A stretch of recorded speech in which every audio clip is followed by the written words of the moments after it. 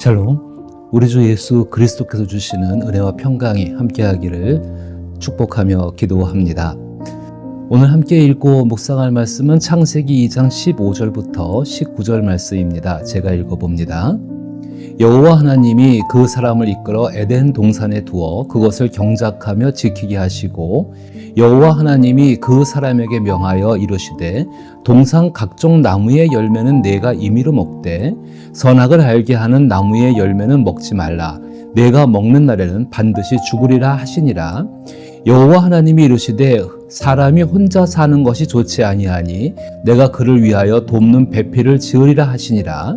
여호와 하나님이 흙으로 각종 들짐승들과 공중에 각종 새를 지으시고 아담이 무엇이라 부르나 보시려고 그것들을 그에게로 이끌어 가시니 아담이 각 생물을 부르는 것이 곧 그의 이름이 되었더라. 아멘. 오늘 함께 읽은 본문은 에덴 동산에서 아담과 함께 계신 하나님의 모습을 보여줍니다. 특히 이 본문을 통해 우리는 아담을 양육하시는 하나님의 모습을 발견할 수 있습니다. 그 모습은 그리스도 예수 안에서 우리를 양육하시는 하나님 아버지의 모습과도 연결됩니다. 다시 한번 말씀드리지만 성경을 읽으면서 가장 중요한 것은 하나님이 무엇을 하셨는가입니다. 물론 성경에는 인간의 생각, 말, 그리고 행위가 담겨 있습니다. 그러나 우리가 성경을 통해 먼저 알아야 할 것은 하나님 그분이십니다. 다시 한번 아담이 거주했던 에덴 동산의 외적인 모습을 생각해 보면 아무것도 없는 빈 땅에 아담을 두시고 창세기 1장에서 언급된 것처럼 아담이 먹을 수 있는 식물을 자라게 하십니다. 그리고 에덴 동산에서 흘러나온 물은 4개의 강을 이루어 흐릅니다. 이를 입체적으로 우리가 보게 되면은 에덴 동산에서 흘러나온 물이 에덴 동산을 감싸고 다른 지역으로 흘러가는 모습으로 생각될 수 있습니다. 이런 모습은 아담이 있는 에덴 동산을 다른 지역과 구분하며 하나님의 보호와 필요한 것을 공급하는 모습을 나타냅니다. 이것은 현재 4강을 기준으로 에덴 동산을 찾으려는 시도보다 우리에게 현실적으로 훨씬 더 중요합니다. 따라서 성경의 기록을 사실로 믿는 저는 에덴 동산이나 그 강을 찾을 수 없다고 확신합니다. 이는 성경에서 언급되어 있는 노아의 홍수 때문입니다. 홍수로 인해 강의 위치가 바뀌었을 것이고 에덴 동산의 원형적인 모습은 사라졌다는 것은 매우 간단한 생각입니다. 그럼에도 불구하고 그 에덴 동산의 아담과 함께 하셨던 하나님의 모습은 그대로 우리 가운데 남아 있습니다. 4개의 강을 구분하여 에덴 동산에 아담을 두신 하나님의 선하신 인격은 지금도 변함없이 동일하다는 것을 말씀드리는 것입니다. 그리고 오히려 예수 그리스도 안에서 더욱더 풍성하게 우리에게 드러나고 있습니다.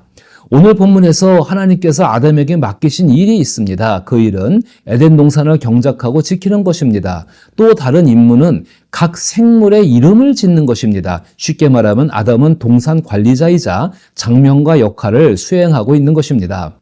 사실 동산 관리자, 동산 지기와 장명가의 역할을 아담이 수행하기 위해서는 에덴 동산에 있는 모든 것들을 깊이 이해하고 있어야 합니다. 특히 하나님께서 각 생물들에게 주신 생육하고 번성하며 충만하라는 그 말씀을 이루기 위해서는 각 생물에게 필요한 것과 유익한 것, 그리고 해가 되는 것이 무엇인지를 알아야 합니다. 그래야 돌보고 지킬 수가 있습니다. 또한 각 생물의 이름을 지어주기 위해서는 그 생물의 기원 특성, 그리고 완성된 모습을 이해하고 있어야 합니다.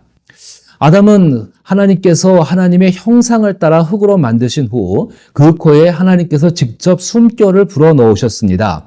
이제 우리가 약간의 상상력을 동원해 보면서 생각하면 좋겠습니다. 때로는 우리는 철학적 방법이나 조직신학적인 접근으로 성경을 읽는데 익숙해져 있습니다.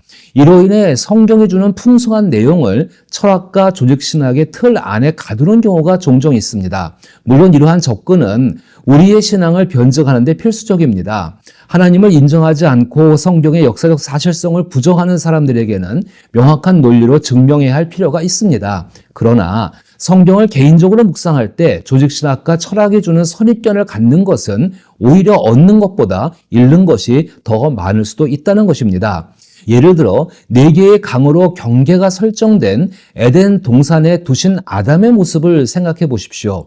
하나님께서는 이러한 환경을 만드시고 아담을 그 동산에 두셨습니다. 그리고 하나님은 아담에게 에덴 동산을 가꾸고 지키는 일을 맡기시며 각종 생물의 이름을 짓는 임무를 주셨습니다. 자, 그런데 성경을 바탕으로 우리가 약간의 상상력을 발휘하면 생물들은 이름을 얻기 위해 그 강을 건너 아담을 찾아갔을 것이라고 우리가 생각을 할 수가 있습니다. 성경은 생물들이 아담을 찾아오는 모습을 19절에서 여호와 하나님이 흙으로 각종 들짐승들과 공중의 각종 새를 지으시고 아담이 무엇이라고 부르는지를 보시려고 그것들을 그에게로 이끌어 가시니라고 묘사하고 있습니다. 이 모습을 우리가 상상을 해본다면 우리가 생각할 수 있는 것은 과연 무엇이겠습니까? 단순히 기계적으로 생물들이 아담 앞에 나타나는 것이 아니라 역시 생물들도 아담을 찾아가고 그 아담을 통해서 느끼는 것이 있을 것이고 하나님께서는 그 아담을 통해서 하나님의 형상을 나타냈을 것입니다. 그래서 저는 하나님께서 아담에게 맡기신 일을 이룰 수 있도록 돕고 계신다라고 저는 믿을 수가 있습니다. 어떤 사람들은 이 부분에 대해 하나님께서 아담을 평가하시거나 시험해 보셨다고 말합니다. 이는 하나님의 형상대로 창조된 아담이 충분한 능력을 갖고 있는지를 테스트하셨다는 생각입니다. 그러나 이러한 생각은 명백히 잘못되었습니다. 아담은 로봇처럼 기계적으로 창조된 존재가 아닙니다. 하나님께서 입력하신 것들을 능동적으로 활용해서 무엇인가를 만들어낼 수 있는 인공지능도 아닙니다. 이러한 관점은 하나님께서 사람을 창조하셨지만 사람은 하나님과 별개의 독립체라는 전제를 바탕으로 하고 있는 철학적인 생각입니다. 아담은 하나님의 일부로서 하나님의 숨을 가진 존재로서 에덴 동산에 존재했습니다. 아담에게는 창조주 하나님의 것인 하나님의 숨결과 피조물의 흙이 함께 있었습니다. 이것이 하나님과 아담의 관계였습니다. 물론 하나님은 아담이 타락한 이후 사람들과의 관계를 회복하기 위해 언약을 맺으셨습니다.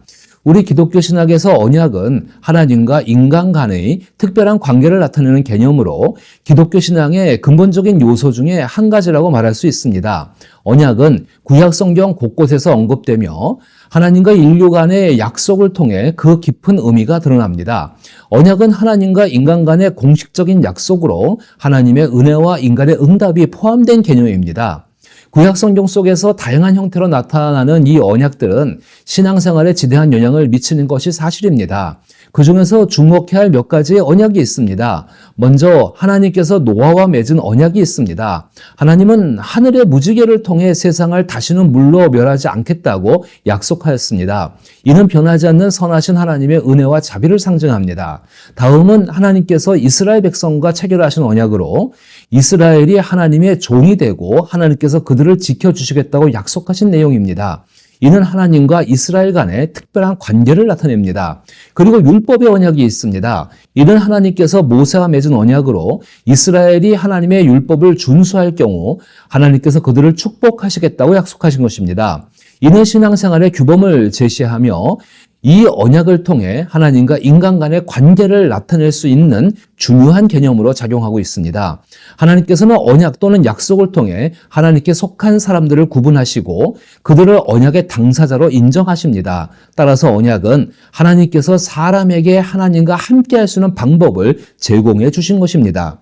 그러나 구약 성경에서 등장하는 이러한 언약의 개념을 창세기 2장에서 적용하는 것은 옳지 않습니다.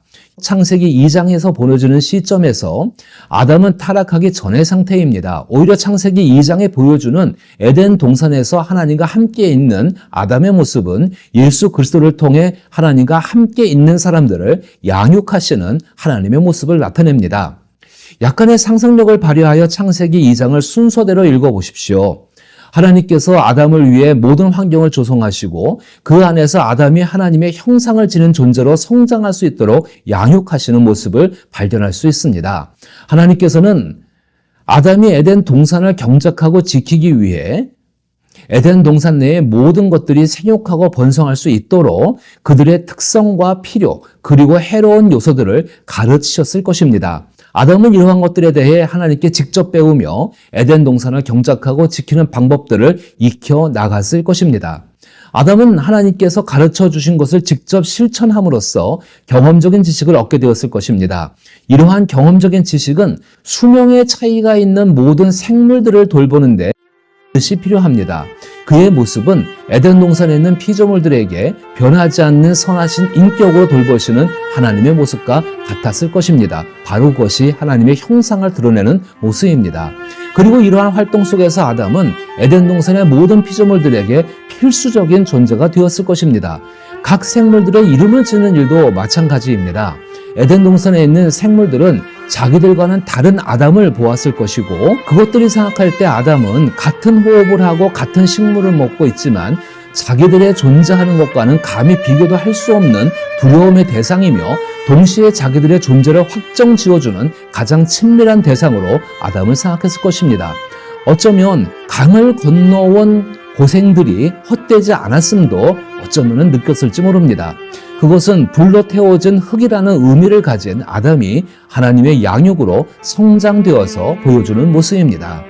따라서 아담이 하나님의 형상대로 창조되었다는 것은 최종적으로 완성된 모습을 의미하는 것이지 처음부터 완전한 존재로 존재했다는 것을 뜻하지 않습니다.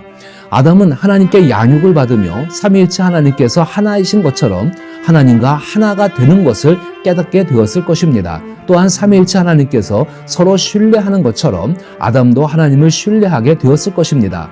이로 인해 비록 하나님과 분리된 존재처럼 보일지라도 그는 하나님의 생명으로 하나가 된 모습이었습니다. 우리는 그리스도 예수 안에서 하나님의 양육을 받고 있는 새로운 피조물입니다. 하나님께서 우리를 양육하시는 것은 그리스도 예수의 장성한 믿음의 분량을 가지고 하나님을 신뢰하며 세상을 살아가게 하기 위한 것입니다. 이처럼 오늘도 우리를 양육하시는 하나님 아버지의 은혜로 충만해져서 하나님의 형상을 드러내는 복된 삶을 살아갈 수 있기를 축복합니다.